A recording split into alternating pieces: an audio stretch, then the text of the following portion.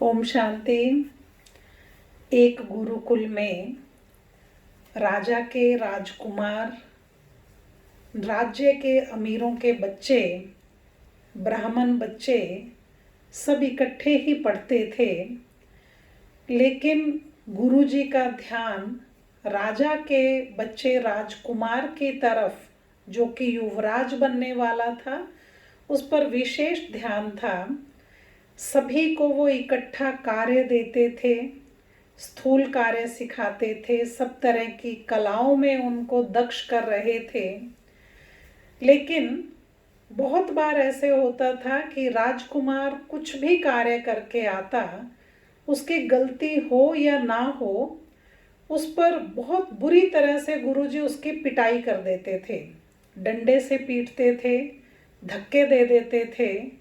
उसे समझ में नहीं आया कि ऐसा क्यों किया, जबकि 12 वर्ष तक गुरुजी ने उनको बहुत प्यार से पाला, बहुत प्यार किया। और जब इतना प्यार किया तो वो इतना निहाल था, गुरुजी के लिए कुछ भी, जरा सा भी नेगेटिव तो सोच भी नहीं सकता था। ये उस दिन से हो रहा था जिस दिन उनके पिताजी ने उनको ले जाने के लिए रथ भेजा। राजा ने देखा कि 12 वर्ष पूरे हुए तो उसके लिए रथ भेजा। गुरुजी ने राजा को कहा कि राजन, अभी राजकुमार शिक्षित हो गए हैं, बहुत बहुत अच्छी तरह इन्होंने शिक्षा धारण की, लेकिन दीक्षित नहीं हुए। तो दीक्षित होने में थोड़ा समय लगेगा, 1 महीने का और समय। और यही वो 1 महीना था जो बहुत ही दुखदाई था। जब भी राजकुमार बाकी विद्यार्थियों के साथ कोई भी कार्य करके आते, चाहे वो अग्नि जलाते, चाहे वो लकड़ियां लेकर आते, चाहे भोजन पकाने में गुरु माँ को सहयोग देते, लेकिन गुरुजी आते, उनको थोड़ा दूर बाहर बुलाते और बुरी तरह उनकी पिटाई कर देते।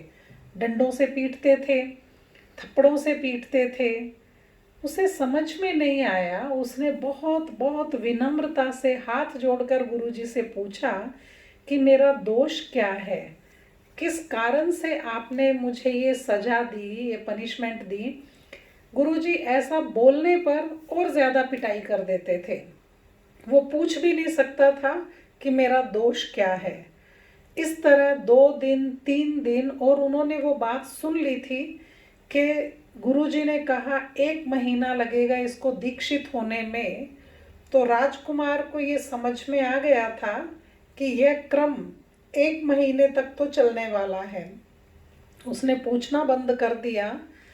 जब वो बहुत विनम्रता से, गुरुजी जैसे उसको सजा देते थे, जो दंड देते थे, वह हाथ जोड़ के स्वीकार कर लेता था, मार खा लेता था, कोई शब्द नहीं बोलता था, चुपचाप सहन करता रहा।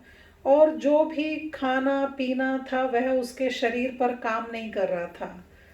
निस्तेज हो गया, उसका चेहरा मुरझा गया और व्याकुल रहने लगा, कमज़ोर होता गया और अंदर ही अंदर बहुत दुखी रहने लगा कि कहीं मैं गुरुजी को दुख दे रहा हूँ, जिस वजह से गुरुजी इतनी बुरी तरह मुझे सजा देते हैं और वो बताते भी नहीं हैं कि क्या कारण है। इस बात से राजकुमार दुखी था कि अकारण ही ऐसा हो रहा है। 1 महीना पूरा हुआ। राजा ने फिर से रथ भेजा, फिर से मंत्री जी को भेजा। देखा मंत्रियों ने कि राजकुमार तो बहुत ही मुरझा गए हैं।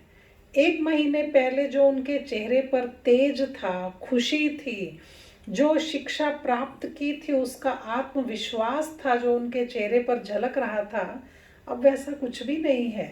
वो बहुत हैरान हुए। उन्होंने राजकुमार को बुलाकर गुरुजी के सामने ही पूछा कि इसका कारण क्या है, क्यों ऐसा हो गया। 1 मास के अंदर अंदर ही इतना मुरझा गए हैं, बीमार हो गए हैं, रोगी जैसे लग रहे हैं राजकुमार। गुरुजी ने हाथ जोड़कर मंत्री को समझाया कि राजा को भी आप ये समझा देना कि ये भावी राजा है, युवराज इनको घोषित किया जाएगा और भावी राजा जो एक राज्य संभालने वाला है, अब ये पूर्णतः दीक्षित भी हो चुका है, पूरी शिक्षा को प्रैक्टिकल में कार्य में लाना सीख गया है। अब इसे वो महसूस भी होने लगा, अनुभूति होने लगी कि अगर इसके राज्य में कोई भी सामंत, सेनापति, कोई भी अधिकारी इसकी प्रजा पर बिना कारण ही अगर वो कोई दंड देते हैं, बिना कारण ही उन पर अत्याचार करते हैं, तो उनके मन पर क्या बीतेगी, कैसा उनको लगता होगा। वो अन्याय सहन करके इसका अनुभव भी राजकुमार कर चुके हैं। अब इनके राज्य में कोई अन्याय नहीं होगा। ये जब कहा और गुरुजी की भी आंखें भर आई, क्योंकि इतने कोमल, सुंदर, बहुत मेधावी, अच्छे छात्र पर उन्होंने अकारण ही अन्याय किया।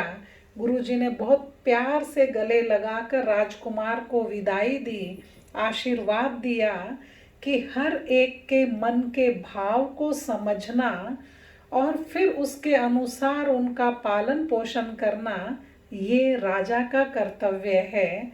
सभी को फीलिंग्स समझने की ये कला भी आनी आवश्यक है। ओम शांति।